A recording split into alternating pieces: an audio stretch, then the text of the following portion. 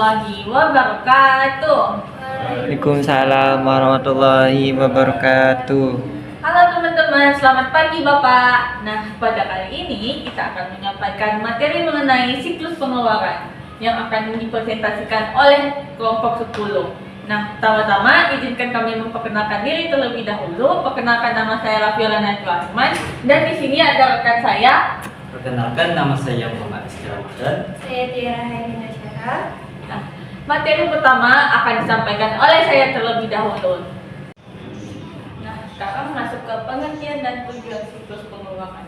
Nah, pengertian siklus pengeluaran ini atau the expenditure cycle adalah serangkaian kegiatan bisnis yang terjadi secara berulang dan operasi yang terkait dengan pembelian barang maupun jasa.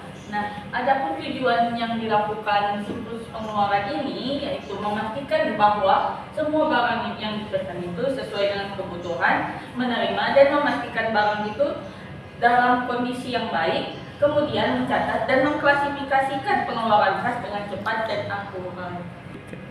Nah, lanjut ke slide berikutnya. Kita akan membahas tentang dokumen, catatan, dan laporan yang bakal digunakan dalam siklus pengeluaran. Nah, adapun dokumen yang digunakan di sini, gunanya sebagai alat pengendalian maupun sebagai bukti dalam pengeluaran hasil kita lakukan. Nah, adapun beberapa jenis transaksi dan dokumen yang digunakan dalam siklus pengeluaran. Yang pertama ada jenis transaksi berupa pembelian kredit. Nah, dokumen yang digunakan di sini ada permintaan pembelian, pesanan pembelian, laporan penerimaan barang, dan voucher. Nah, voucher di sini kalau tidak salah ya untuk menyetujui pembayaran. Nah, kemudian jenis transaksi pengeluaran kas di sini menggunakan cek. Nah, cek di sini yang untuk membayar utang. Nah, kemudian ada rekening pembelian. Rekening pembelian ini dia menggunakan memo debit. Nah, memo debit ini untuk melakukan rekening pembelian. Nah, masuk ke slide berikutnya, kita bakal melihat laporan yang dihasilkan dalam siklus pengeluaran ini. Pertama ada laporan kontrol yang digunakan dalam siklus pengeluaran ini. Nah, laporan kontrol ini ibaratnya daftar tagihan bulanan perusahaan. Nah, dari sini bagian keuangan tuh bisa melihat siapa yang harus dibayar, kapan waktu itu dibayar, dan berapa diskon yang didapat kalau dia tuh bayar tepat pada waktunya. Nah, pada tabel 10.1 kita bisa melihat laporan kontrol pemasukan data dan faktur pembelian. Kita lanjut.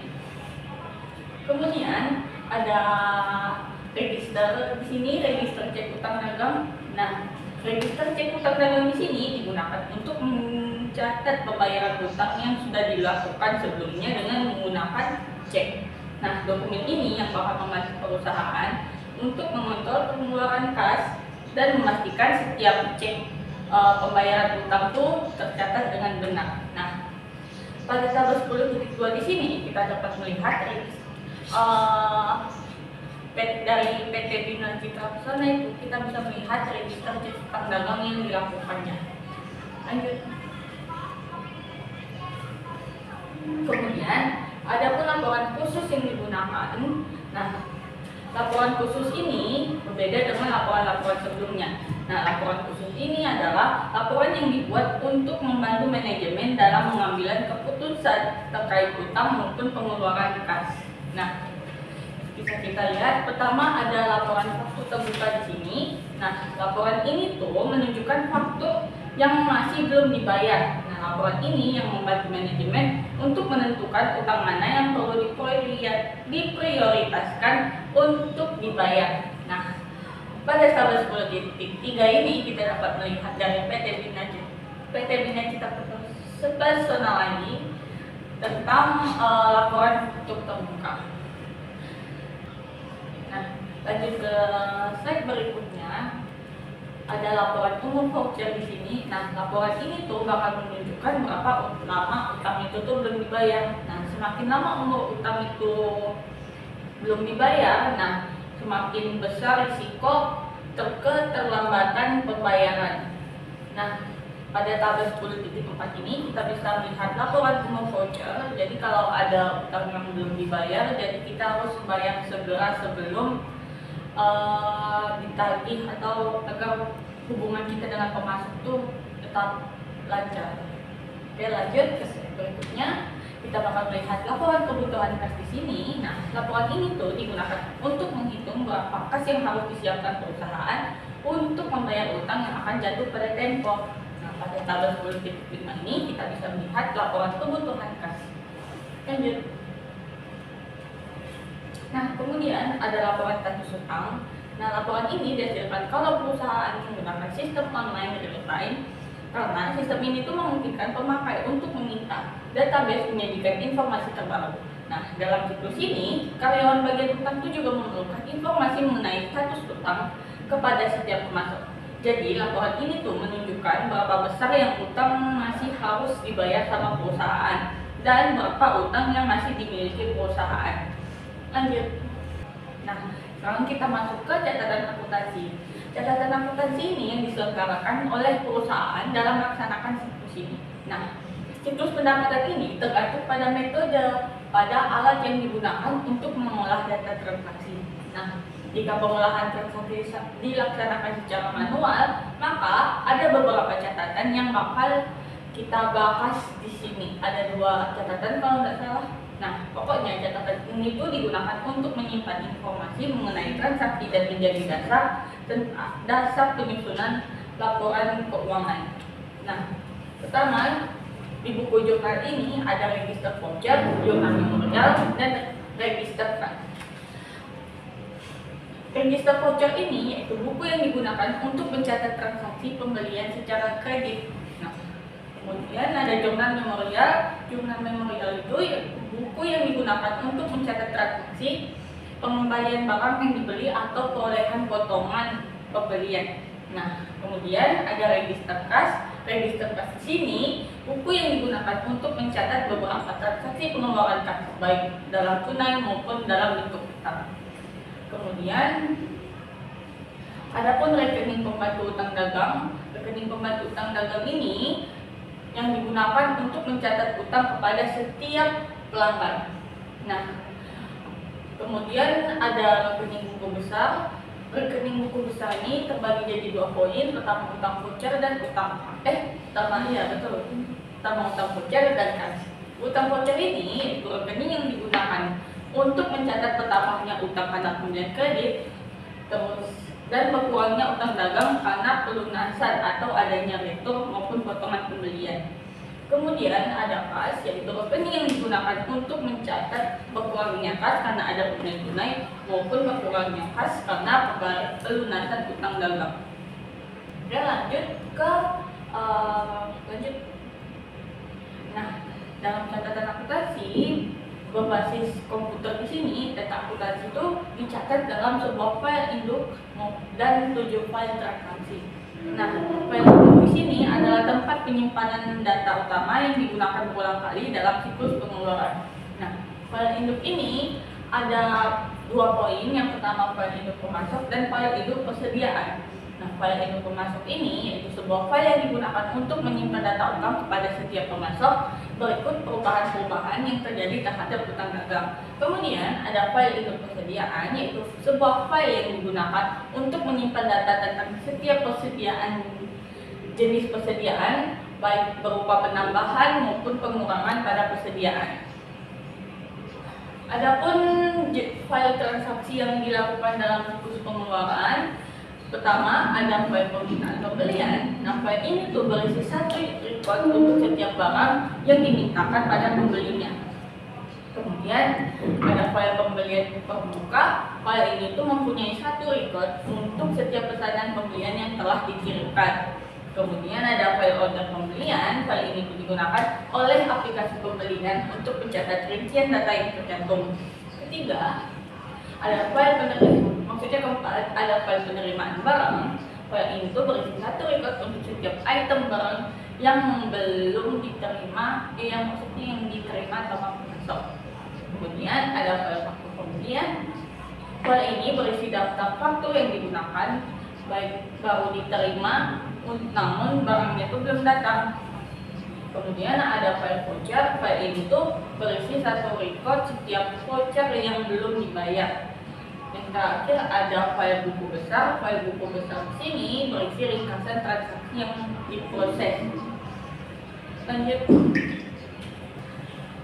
Nah, lanjut ke masuk ke pengolahan transaksi. Nah, pengolahan transaksi ini bakalan diuraikan dalam 2/3, yaitu sistem yang diselenggarakan secara manual maupun yang diselenggarakan secara sistem berbasis komputer.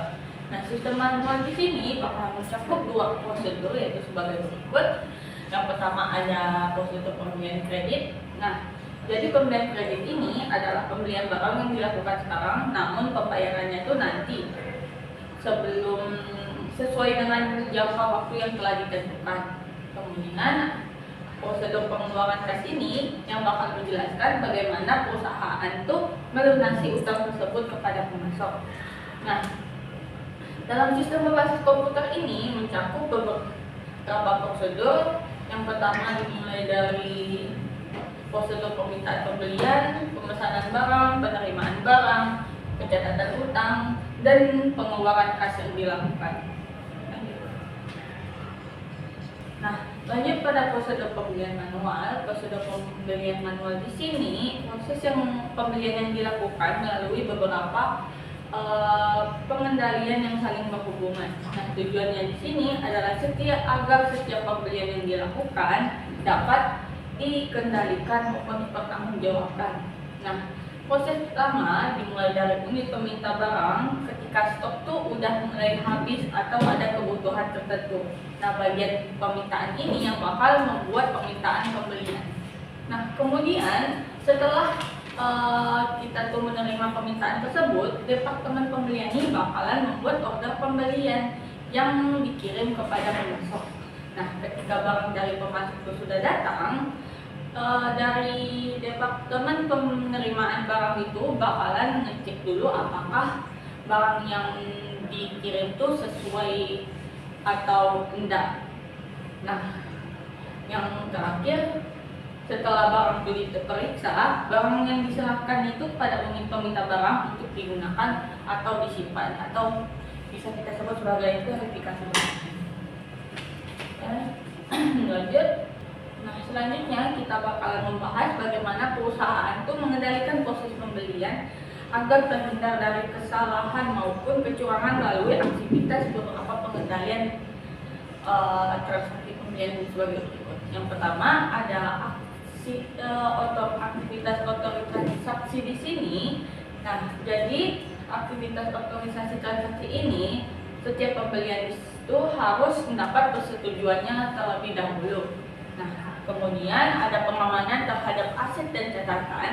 Nah, perusahaan itu harus memastikan barang yang datang apakah benar-benar sesuai atau enggak, apakah itu bakalan tercatat dengan baik. Nah, kemudian ada pemisahan tugas. Nah, pemisahan tugas ini untuk mengurangi risiko kecurangan ataupun kesalahan. Nah, dengan membagi tanggung jawab tersebut ke beberapa bagian yang berbeda. Kemudian ada dokumen dan catatan yang memadai. Nah, pertama dibuatlah permintaan pembelian ketika barang itu tuh dibutuhkan. Setelah disetujui, order pembelian itu tuh dikirim ke pemasok. Nah, tabel ini dibagi menjadi 2 bagian, ada pembelian barang maupun pembelian jasa. Nah, pada pembelian barang di sini lebih berfokus pada penerimaan barang dan pemeriksaan secara fisik. Nah, sedangkan pada pembelian jasa di sini pengendalian itu lebih berfokus pada pemeriksaan apakah jasa atau pekerjaan yang diberikan itu sudah selesai dan sesuai dengan yang disepakati. Lanjut. Nah, masuk ke prosedur pengeluaran kas. Pada prosedur pengeluaran kas ini, bagian utama yang berperan paling utama adalah bagian utang. Nah, tugas di bagian utang ini adalah memeriksa beberapa tagihan dari pemasok dan memastikan bahwa perusahaan itu memang memiliki kewajiban untuk membayar. Nah, pada bagian lanjut ke slide berikutnya, pada bagian keuangan ini fokusnya untuk mengeluarkan kas perusahaan untuk membayar ke pemasok. Nah, setelah pembayaran itu dilakukan oleh bagian keuangan, proses itu tuh bakalan kembali lagi ke bagian utang. Nah, untuk pencatatan ataupun pengaksipan sebagai bukti bahwa kalau kita tuh sudah melunaskan utang tersebut. Jadi setelah beberapa pembayaran itu dilakukan, bagian utang itu bertugas untuk mencatat nomor cek sebagai bukti pelunasan, mengaktifkan dokumen, dan membuat ringkasan pembayaran yang nantinya bakalan dilakukan atau digunakan oleh akuntansi untuk pencatatan. Lanjut. Nah, masuk ke aktivitas pengendalian untuk transaksi pengeluaran kas di sini. Nah, pada dasarnya tuh aktivitas pengendalian ini tuh sama kayak sebelumnya yang transaksi pembelian. Namun, fokus pengendaliannya di sini berbeda. Nah, pengeluaran kas di sini fokusnya untuk mengendalikan proses pembayaran agar uang perusahaan tuh tidak salah bayar ataupun disalahgunakan. Lanjut ke slide berikutnya. Nah, adapun aktivitas bisnis dalam siklus pengeluaran berbasis komputer yang dilakukan kita bisa melihat pada gambar 10.4 mengenai diagram siklus pengeluaran ini. Sebelumnya diagram ini tuh merupakan ringkasan dari prosedur pembelian dan pengeluaran kas yang telah kita bahas sebelumnya. Bedanya tuh seluruh proses itu dilakukan ataupun dihubungkan oleh sistem komputer sehingga lebih cepat, akurat, dan efisien. Lanjut ke slide berikutnya. Nah, setelah kita melihat beberapa gambaran dari siklus pengeluaran berbasis komputer, selanjutnya kita masuk ke dalam sistem atau prosedur pembelian. Nah, pada bagian ini bakalan dijelaskan bagaimana itu perusahaan mengelola proses pembelian mulai dari identifikasi barang, kebutuhan barang hingga pemilihan pemasok. Nah, untuk mencapai tujuan tersebut maka diterapkan berbagai macam prosedur pengawasan. Nah, aktivitas dalam aplikasi ini dibagi menjadi dua, yaitu prosedur permintaan barang dan prosedur pembelian. Nah, selanjutnya bakalan dibahas oleh teman saya, Tiara Kairina Syara. Baik, selanjutnya ada prosedur permintaan barang. Aktivitas bisnis yang pertama kali dilakukan dalam siklus pengeluaran adalah permintaan pembelian barang atau supplies. Keputusan kunci yang dibuat pada proses ini adalah mengidentifikasi barang apa yang akan dibeli, kapan dibutuhkan, dan berapa banyak yang akan dibeli. Kelemahan pada pengendalian persediaan dapat menyebabkan munculnya berbagai persoalan. Contohnya, kayak stok habis, stok menumpuk, stok tidak sesuai, dan kehilangan barang. Selanjutnya ada metode pengawasan persediaan secara tradisional. Yang dimaksud metode ini untuk menjaga agar jumlah persediaan cukup sehingga proses produksi dapat dilaksanakan tanpa gangguan. Baik, selanjutnya ada metode pengawasan persediaan secara tradisional. Yang dimaksud metode ini untuk menjaga agar jumlah persediaan cukup sehingga proses produksi dapat dilaksanakan tanpa gangguan. Selanjutnya ada alternatif metode pengendalian persediaan. Pendekatan tradisional dengan menggunakan EOQ sering berimplikasi jumlah persediaan yang jumlah terlalu banyak. Saat ini banyak perusahaan besar yang mulai mengadopsi metode alternatif untuk pengendalian persediaan yang mengarah pada jumlah persediaan minimum atau bahkan meniadakan persediaan sama sekali. Selanjutnya, salah satu alternatif untuk mengelola persediaan barang adalah Material Requirement Planning atau MRP. MRP berupa untuk mengurangi jumlah persediaan dengan penjadwalan produksi bukan dengan perkiraan kebutuhan. Alternatif lain yang dapat digunakan adalah sistem persediaan just in time atau JIT. Sistem JIT berupaya meminimumkan biaya pengangkutan dan biaya kehabisan barang. JIT disifati oleh tingginya frekuensi pengiriman bahan baku, suku cadang, dan suplai langsung ke lokasi khusus yang membutuhkan. Selanjutnya ada dokumen dan prosedur. Permintaan pembelian barang atau suplai dimulai oleh fungsi pengawasan persediaan atau unit organisasi yang membutuhkan barang. Jika mereka membutuhkan barang, maka mereka akan membuat dokumen yang disebut dengan surat permintaan pembelian. Selanjutnya, ikut gambar 10.5 yaitu contoh permintaan pembelian. Nah, dokumen ini digunakan oleh suatu bagian dalam perusahaan untuk mengajukan kebutuhan barang kepada bagian pembelian. Selanjutnya ada peluang penggunaan teknologi informasi. Salah satu cara untuk memperbaiki efisiensi proses permintaan pembelian adalah penggunaan metode online untuk keperluan integrasi data. Pembuatan dokumen dengan cara ini mengurangi waktu yang diperlukan untuk memproses permintaan pembelian dan biaya untuk penyimpanan data. Selanjutnya ada prosedur pemesanan barang. Aktivitas pokok yang kedua dalam siklus pengeluaran adalah pemesanan surplus dan bahan baku. Aktivitas pembelian biasanya dilakukan oleh petugas pembelian atau karyawan pembelian dalam departemen pembelian. Terus ada keputusan kunci, pemilihan pemasok. Keputusan penting yang dibuat pada tahap ini adalah pemilihan pemasok dengan mempertimbangkan harga, kualitas pengiriman. Dokumen dan prosedur dengan diterimanya permintaan pembelian, maka bagian pembelian segera memprosesnya dengan membuat order pembelian atas surat pesanan pembelian. Lanjut. Terus ini ada contoh gambar 10.6, contoh order pembelian. Dokumen ini sebagai bukti resmi pesanan barang kepada pemasok. Dokumen ini berisi informasi barang yang dipesan, jumlah harga, tanggal pengiriman, dan syarat pembayaran, sehingga membantu mengontrol proses pembelian serta menghindari kesalahan pesanan. Lanjut. Narasi prosedur pemasaran pembelian. Narasi prosedur pemasaran pembelian ini digunakan untuk menjelaskan alur proses pembelian barang dalam perusahaan, mulai dari munculnya kebutuhan barang sampai dipesan, tempat pesanan dikirim ke pemasok, dan dokumen didistribusikan ke bagian terkait. Lanjut. Terhadap peluang penggunaan teknologi informasi. Penyebab timbulnya biaya dalam fungsi pembelian adalah jumlah order pembelian yang diproses. Dengan demikian, temuan tentang cara untuk mengurangi jumlah order yang diproses dan untuk menggabungkan beberapa tahap kegiatan sekaligus dapat menghemat dalam jumlah yang cukup signifikan. Selanjutnya ada prosedur penerimaan dan penyimpanan barang.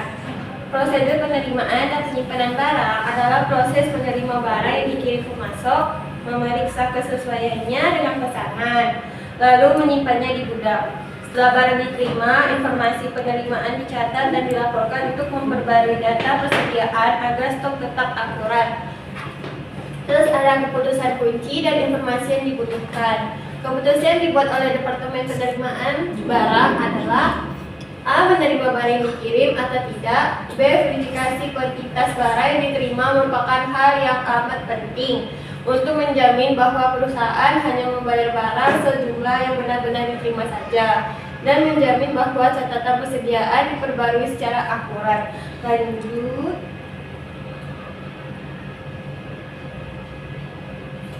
Dokumen dan prosedur. Dokumen utama yang digunakan dalam sistem penerimaan barang pada siklus penjualan adalah laporan penerimaan barang. Laporan penerimaan barang adalah sebuah dokumen yang berisi informasi tentang rincian barang yang diterima, yang mencakup tanggal diterima, nama pengirim, nama pemasok, dan nomor order pembelian. Lanjut. Terus di sini ada contoh 10.8, yaitu contoh laporan penerimaan barang. Dokumen laporan penerimaan barang digunakan untuk mencatat dan membuktikan bahwa barang dari pemasok telah diterima, kondisi barang, serta hasil pemeriksaan untuk memastikan barang sesuai dengan pesanan. Berikut penjelasan akan dilanjutkan oleh Rizky. Berikutnya ada narasi prosedur penerimaan barang. Narasi prosedur penerimaan barang adalah sebagai berikut. Pertama, ada Departemen Penerimaan Barang. Departemen ini mula-mula menerima tebusan order pembelian dari Departemen Pembelian. Kemudian dokumen tersebut diarsipkan menurut abjad nama pemasok. Dari pemasok, Departemen menerima barang bersama-sama dengan slip pengecekan atau packing slip. Yang kedua, ada Departemen Pengolahan Data. Setelah menerima input data penerimaan barang, Departemen ini menjalankan program update file dan pencetakan laporan penerimaan barang dengan menggunakan file induk pemasok, file induk persediaan, dan file order pembelian. Selanjutnya, program komputer akan memperbarui file kuantitas barang dipesan dengan file kuantitas tersedia dalam file induk pembelian. Selanjutnya ada Departemen Penerimaan Barang. Setelah menerima laporan penerimaan barang, selanjutnya departemen ini mendistribusikan laporan tersebut ke gudang. Setelah menerima laporan penerimaan barang dan barangnya dari Departemen Penerimaan Barang, gudang akan memeriksa dan menghitung barang, kemudian menandatangani laporan penerimaan barang dan meneruskan laporan tersebut ke bagian hitam. Next. Selanjutnya ada peluang penggunaan teknologi informasi atau TI. Perhitungan dan pencatatan barang yang diterima dari pemasok merupakan tugas yang cukup menyita tenaga dan waktu labor intensif. Salah satu cara untuk memperbaiki efisiensi proses ini adalah meminta pemasok untuk mencantumkan kode bar seluruh produknya. Next. Berikut ada prosedur persetujuan faktur pembelian atau prosedur pencatatan utang. Proses ini diselenggarakan oleh Departemen Utang Dagang yang bertanggung jawab terhadap Direktur Keuangan. Input aplikasi ini adalah yang pertama faktur pembelian, yang kedua pencatatan penerimaan barang, yang ketiga pesanan pembelian open purchase order, yang keempat file rincian pesanan pembelian atau purchase order detail files. Next.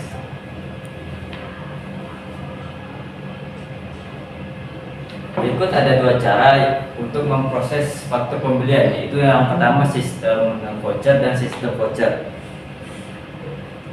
Untuk dalam sistem voucher, non-voucher, setiap faktur pembelian diposting ke masing-masing catatan pemasok dalam file utang dagang dan kemudian disimpan dalam sebuah file faktur terbuka. Untuk sistem voucher, dalam sistem voucher dibuat sebuah dokumen yang disebut voucher pengeluaran atau disbursement voucher. Next. Penggunaan voucher menghasilkan tiga keuntungan sekaligus. Yang pertama, mengurangi jumlah lembar cek yang ditulis. Yang kedua, karena voucher merupakan dokumen internal. Yang ketiga, karena voucher memberikan catatan eksplisit tentang sebuah faktur pembelian yang disetujui untuk dibayar. Contohnya itu PT ABC menerima faktur sebesar 5 juta dari supplier A. Faktur tersebut langsung dicatat sebagai hutang kepada supplier A. Sistem voucher membuat perusahaan voucher pengeluaran disbursement sebelumnya pembayaran dilakukan. Contohnya itu sebelum membayar faktur supplier A sebesar 5 juta, bagian utang membuat voucher yang berisi rincian transaksi dan persetujuan pembayaran. Next. Di sini ada contoh voucher pengeluaran. Yang di sini ada nomor rekening, jumlahnya berapa, dan nomor pemasoknya itu dari mana. Next. Di sini ada contoh prosedur pencatatan utang berbasis komputer. Next. Dan selanjutnya ada narasi prosedur persetujuan faktur pembelian atau pencatatan utang. Ruang penggunaan teknologi informasi. Jika pemasok mengirimkan faktur pembelian dengan menggunakan DI, maka hal ini akan meningkatkan efisiensi sebab perusahaan tidak perlu memasukkan data faktur pembelian secara manual, menghemat waktu, mengurangi biaya, dan menurunkan peluang terjadinya kesalahan. Contohnya itu, supplier mengirimkan invoice langsung ke sistem perusahaan tanpa input manual. Next. Tujuan diselenggarakannya aplikasi ini adalah untuk menjamin bahwa pembayaran kepada pemasok dilakukan tepat waktu dalam jumlah yang benar. Nah, di sini ada prosedur pengeluaran kas berbasis komputer.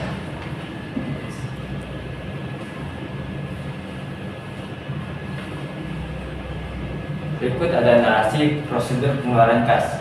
Ruang penggunaan teknologi informasi atau teknologi informasi dapat digunakan untuk memperbaiki proses pengeluaran kas dengan membayar kepada pemasok melalui transfer dana secara elektronik atau electronic funds transfer atau EFT sebagai pengganti cek.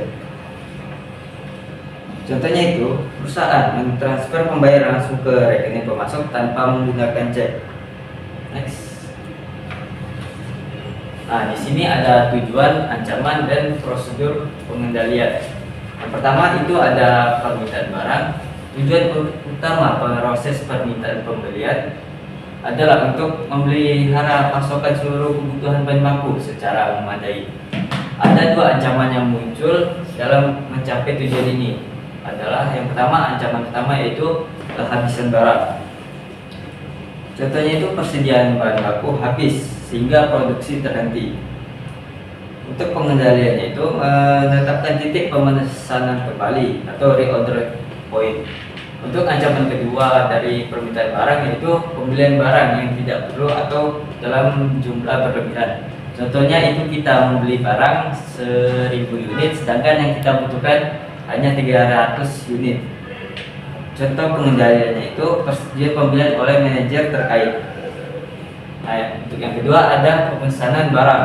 Dalam mencapai tujuan ini, seringkali perusahaan menghadapi berbagai ancaman. Berikut ancaman prosedur pengendalian yang dapat diterapkan untuk menanggulangi ancaman tersebut agar tidak terjadi. Yang pertama, yaitu pembelian barang dengan harga mahal. Contohnya itu, kita membeli bahan baku sebesar Rp1.000 per unit, sedangkan di supplier lain itu seharga 80.000 unit. Untuk pengendaliannya itu, kita mensurvei sebelum membeli barang dari pemasok dari supplier tersebut. Yang kedua, ada pembelian barang dengan kualitas rendah. Itu contohnya kita membeli barang dengan bahan baku yang mudah rusak. Untuk pengendaliannya itu kita menetapkan standar kualitas dan evaluasi pemasok. Untuk yang ketiga, pembelian barang dari pemasok yang tidak sah. Itu contohnya membeli dari perusahaan fiktif atau tidak nyata. Untuk pengendaliannya itu menggunakan daftar pemasok yang telah disetujui. Untuk ancaman yang keempat yaitu suap. Contohnya itu pegawai menerima hadiah dari pemasok agar memilih pemasok tertentu. Untuk pengendaliannya itu pemisahan tugas dan kode etik perusahaan. Dan yang selanjutnya ada penerimaan dan penyimpanan barang. Tujuan utama diselenggarakannya fungsi penerimaan dan penyimpanan barang adalah untuk memverifikasi barang yang diterima dari pemasok untuk melindungi barang tersebut dari kehilangan atau pencurian. Ancaman pertama yaitu penerimaan barang yang tidak dipesan. Contohnya itu gudang menerima barang yang tidak tercantum dalam PO. Untuk kendaliannya itu memeriksa barang dengan purchase order. Untuk ancaman kedua yaitu kesalahan dalam perhitungan barang yang diterima. Itu contohnya itu kita menerima 90 unit sedangkan yang dicatat itu sebesar 100 unit. Untuk pengendaliannya itu perhitungan ulang saat penerimaan. Untuk ancaman ketiga yaitu pencurian barang. Itu contohnya persediaan barang kita hilang di gudang. Untuk pengendaliannya itu kita menggunakan CCTV, pembatasan akses, dan stok opening berkala. Next.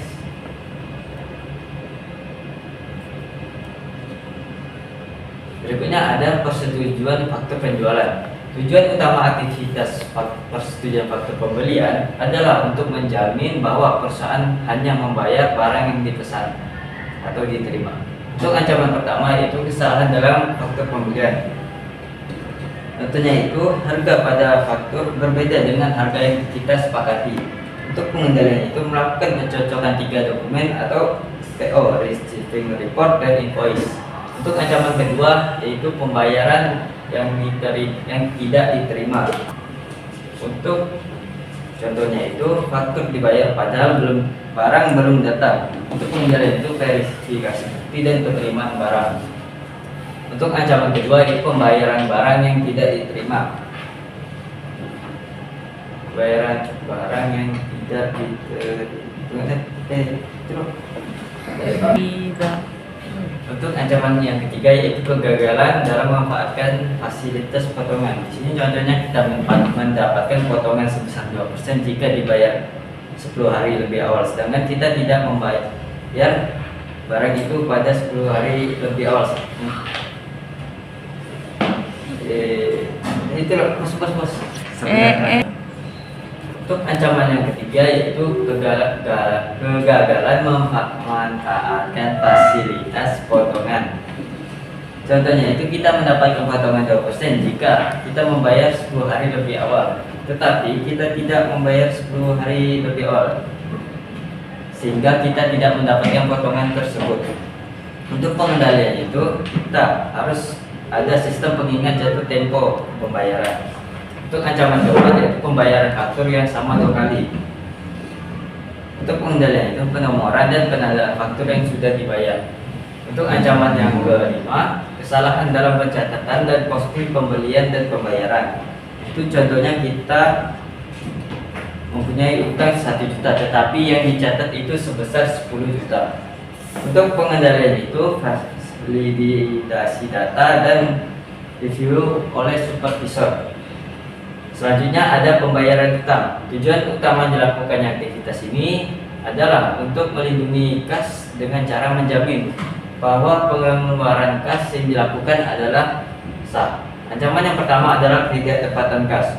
Contohnya itu pembayaran dilakukan kepada pihak yang salah.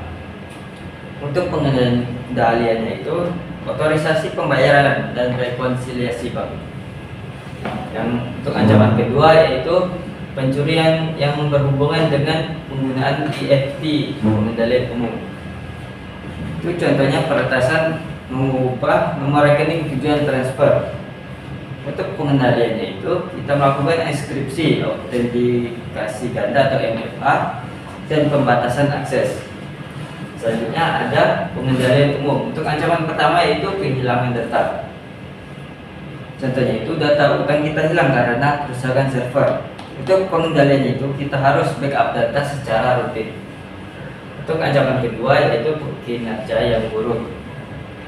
Contohnya itu sistem akuntansi sering mengalami gangguan saat digunakan. Untuk pengendaliannya itu pemeliharaan sistem dan peningkatan kapasitas perangkat keras. Sekian presentasi mengenai siklus pengeluaran ini yang kami sampaikan. Terima kasih atas perhatiannya. Kami tutup presentasi pada kali ini. Wassalamualaikum warahmatullahi wabarakatuh. Waalaikumsalam warahmatullahi wabarakatuh.